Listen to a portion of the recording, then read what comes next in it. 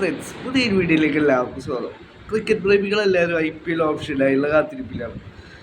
ഇപ്പോൾ I P L ഓപ്ഷൻ്റെ മുന്നോടിയായിട്ടുള്ള റീറ്റെയിൽ റൂൾസ് പുറത്തു വന്നിരിക്കുകയാണ്. കഴിഞ്ഞ കുറച്ച് ദിവസങ്ങളായി റീറ്റെയിൽ റൂൾസ് പുറത്തു വരുമെന്നുള്ള ന്യൂസുകൾ വന്നിരുന്നു. ഇപ്പോൾ WCCI ഒഫീഷ്യലായി റീറ്റെയിൽ റൂൾസ് പുറത്തുവിട്ടിരിക്കുകയാണ്. 6 താരങ്ങളെയാണ് ഈ വർഷം ടീമുകൾക്ക് നിലനിർത്താനായി സാധിക്കുക.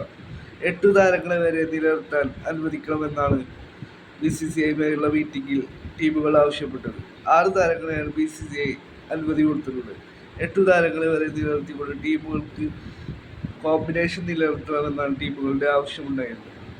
8 താരങ്ങളെ വരെ നിലനിർത്താൻ പറ്റില്ല. 6 താരങ്ങളെയാണ് നിലനിർത്താനുള്ള അവസരം BCCI കൊടുത്തിട്ടുള്ളത്.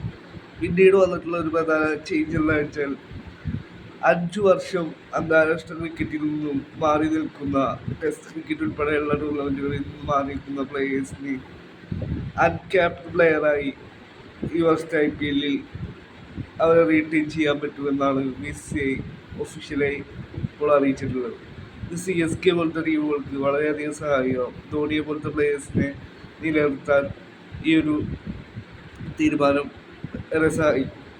പിന്നീട് വന്നിട്ടുള്ള തീരുമാനം എന്ന് വെച്ചാൽ IPL ഓപ്ഷൻ്റെ സമയത്ത് അവൈലബിൾ ആയിക്കൊണ്ട് ഫോറിൻ പ്ലേയേഴ്സ് ഉണ്ടാവും. പിന്നീട് IPL തുടങ്ങുന്ന സമയത്ത് അവർ IPL കളിക്കുന്നില്ല എന്നുകൊണ്ട് അവർ മാറി നിൽക്കാറുണ്ട്.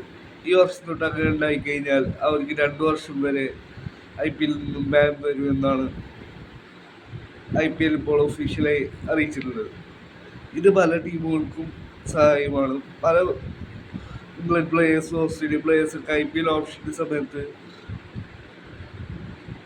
അവൈലബിൾ ആയിക്കൊണ്ട് പിന്നീട് IPL നടക്കുന്ന സമയത്ത് അവർ പിന്മാറാറുണ്ട്. ഈ വർഷം തൊട്ട് അതുണ്ടാകില്ല. അവർക്ക് 2 വർഷത്തെ ബാൻ ഉണ്ടാവുമെന്നാണ് ഇപ്പോൾ അറിയിച്ചിട്ടുള്ളത്.